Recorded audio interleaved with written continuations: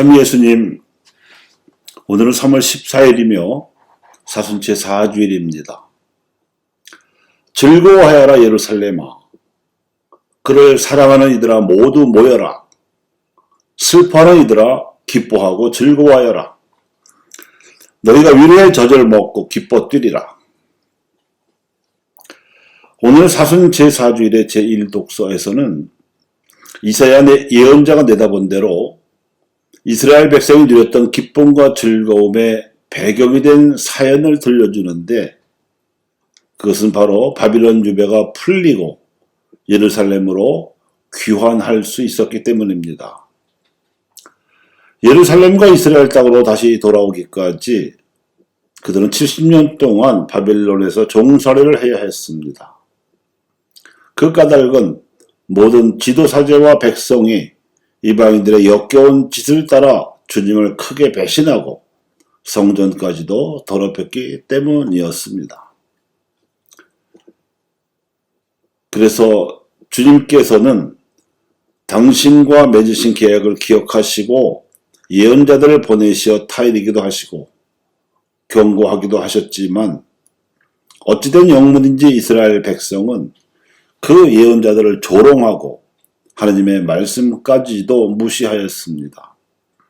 그래서 하느님께서는 이스라엘의 적들을 시켜 성전과 궁전을 불태우게 하셨고 지도자들을 모조리 학살하게 하셨을 뿐만 아니라 조금이라도 재능이 있는 이들은 바빌론으로 끌고 가서 종살이를 하게 벌하셨습니다. 그러니까 70년간의 바빌론 유배 생활은 왕국이 세워진 이후 역대 왕조들이 400년간 타락했던 죄악에 대한 징벌이었던 것입니다. 죄값을 치르는 복역기간이 채워지자 주님께서는 이방인 임금 키루스의 마음을 움직이시어 해방령을 내리게 하셨습니다. 이를 위해 주님께서는 페르시아 임금으로 등극한 키루스가 많은 소수민족으로 이루어진 제국의 안정과 평화를 위해서는 포로들을 돌려보내서 자치를 하게 하는 것이 좋으리라는 판단을 하게 하셨던 것입니다. 특히 예루살렘 성전이 파괴된 이스라엘 백성에게는 그 성전을 재건할 수 있는 지원책까지도 마련해서 귀환시키는 특별한 배려까지도 하게 하셨습니다. 이렇게 이스라엘 백성의 유배 역사에서는 그 안에 주님의 분노가 담겨 있으며, 키루스 임금이 내린 해방령에서는 그를 움직이신 주님의 자비가 드러납니다. 이것이 이스라엘 백성이 모처럼 수백 년 만에 맛보았던 기쁨이자 즐거움이었습니다. 하지만 이스라엘 땅으로 귀환하여 예루살렘의 이전보다 더 화려한 성전을 짓기는 했으나 기쁨과 즐거움도 잠시였을 뿐 유배 이전에 비해 이스라엘 백성은 근본적으로 달라지지 않았습니다. 바빌론 강 기슭에서는 시온을 그리워하며 눈물 짓던 이스라엘 백성이 시온에 돌아와서는 마치 언제 유배를 당했는가 싶게 하느님을 잊어버렸습니다. 결국 또다시 그리스계 왕조의 직접 지배를 받기도 하고 로마 제국의 식민 지배를 받기도 하였습니다. 그런데 이스라엘 백성은 유배 이전에 뭇 예언자들을 박해했던 것 이상으로 완고해져서 자신들에게 오신 구세주를 알아보지 못했을 뿐만 아니라 십자가에 못 박아 죽이기까지 했습니다. 이는 다른 예언자들에게 저질렀던 박해와 비교해서도 더 끔찍한 악행이었습니다. 이야말로 이스라엘 백성이 회개하지 않았다는 결정적인 방증이었습니다. 공생활 초기에도 이를 미리 내다보신 예수님께서는 당신에게 주어진 운명에 대해 니코데모에게 이렇게 말씀하셨습니다. 모세가 광야에서 뱀을 들어 올린 것처럼 사람의 아들도 들어 올려져야 한다. 그리고 그 운명에 깃든 사명에 대해서는 이렇게 말씀하셨습니다. 믿지 않는 자들은 하느님의 외아들의 이름을 믿지 않았으므로 어둠에 그대로 남겨두실 것이고, 하느님의 외아들의 이름을 믿는 이들은 누구나 영원한 생명을 얻게 하실 것이다.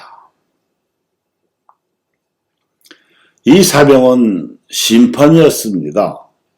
믿지 않는 자들에게는 어둠의 벌을, 믿는 이들에게는 영원한 생명의 상급을 주시는 심판.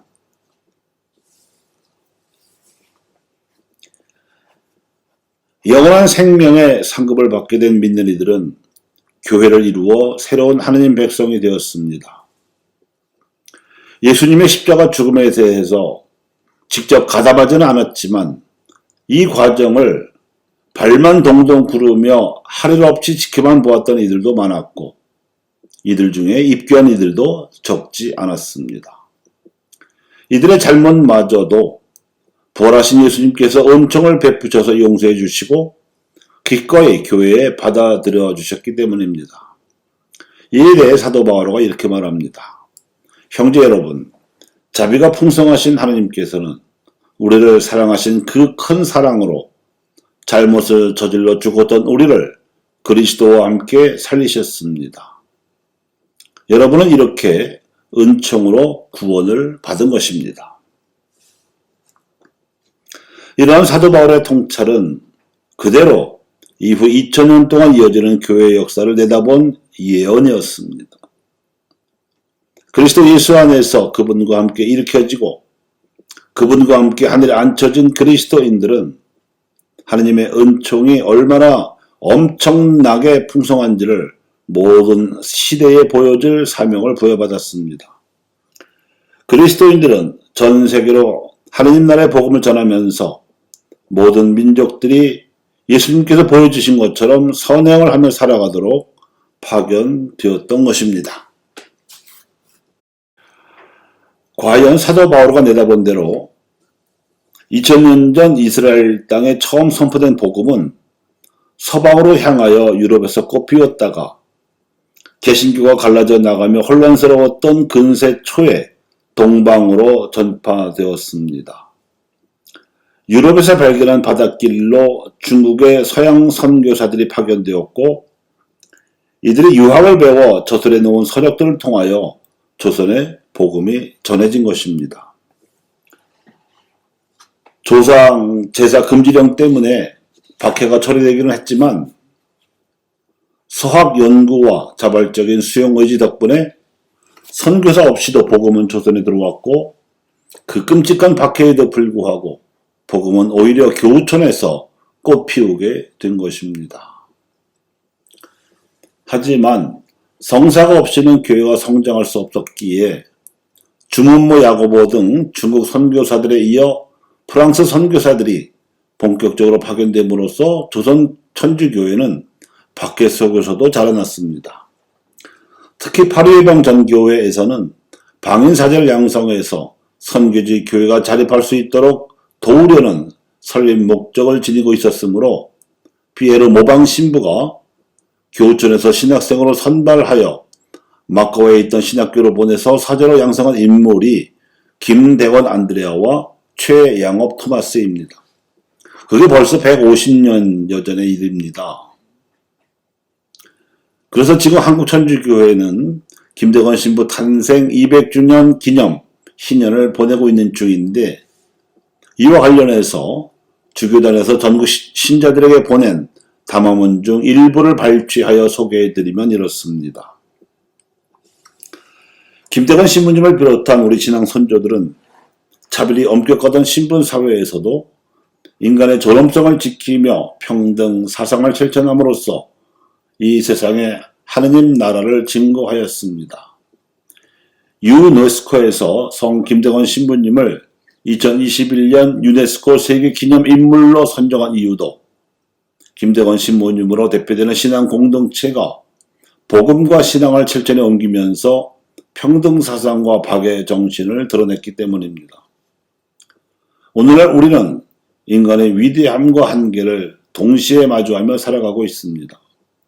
그런데 인간의 진정한 위대함은 자기 마음대로 모든 것을 할 수 있다는 자만심에 있지 않고 나약함과 한계를 인정하며 모든 것의 근원이신 주님께 의탁하는 자세에 있습니다. 진정 하느님께서는 우리의 나약함 가운데 강함을, 가난함 가운데 부유함을, 절망 가운데 희망을 심어주시기 때문입니다. 또한 하느님께서는 우리 삶의 모든 것이 되실 때 분쟁과 시기, 이기심과 분열을 사라지게 하시고 행동하는 기도를 통하여 평화가 깃들게 하십니다.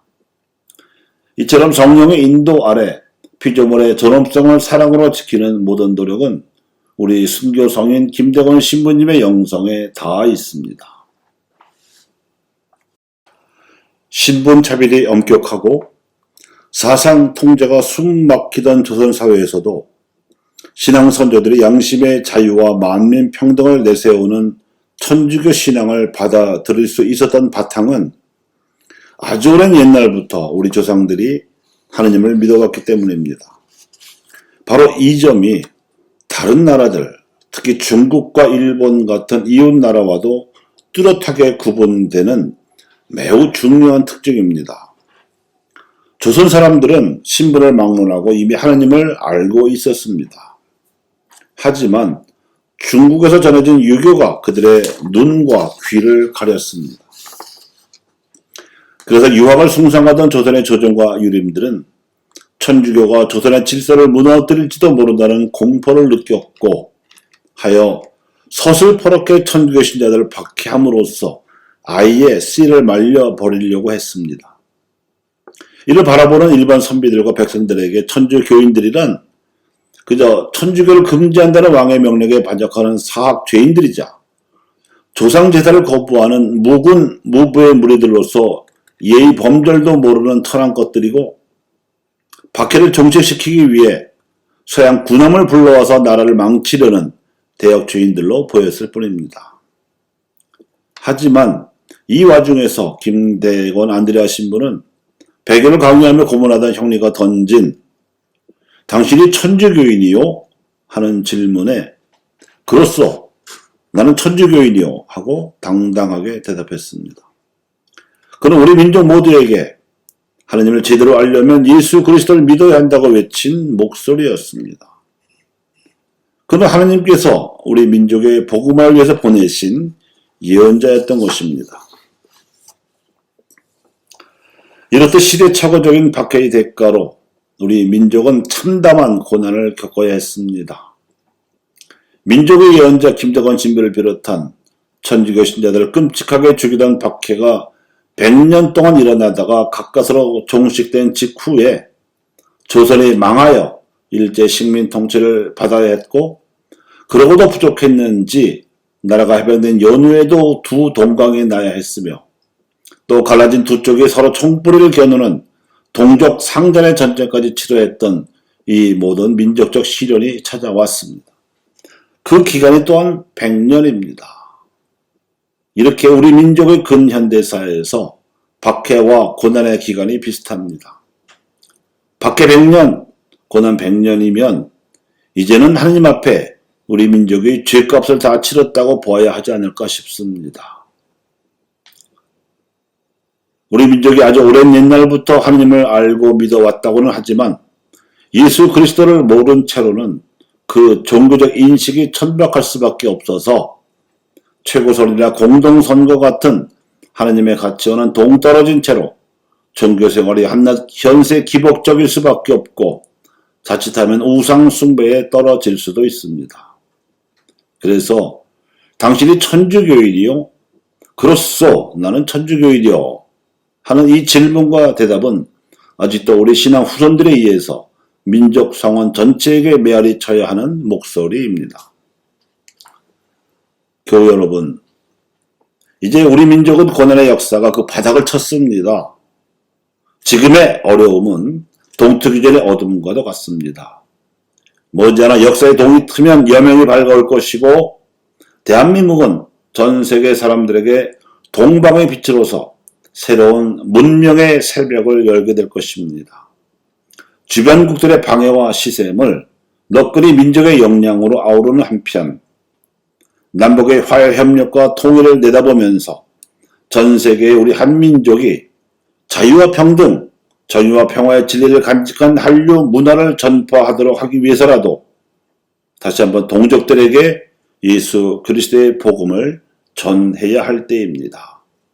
그래야 민족과 더불어 기뻐하고 즐거워할 수 있지 않겠습니까? 감사합니다.